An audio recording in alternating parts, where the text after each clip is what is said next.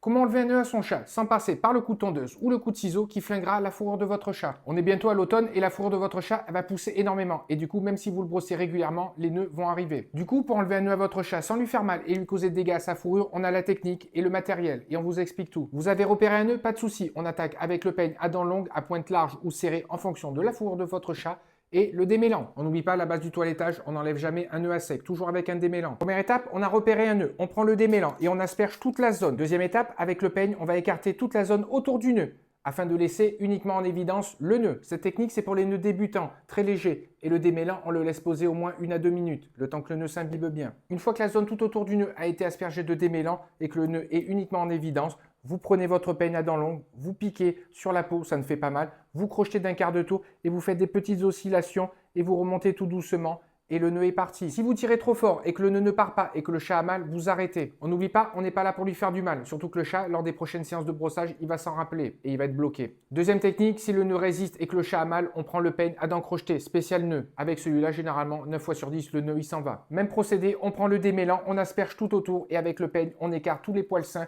pour laisser en évidence le nœud. Ensuite, avec le peigne à dents crochetées, on va prendre contact avec le peigne contre la peau, on va faire un quart de tour et on va faire des oscillations en remontant.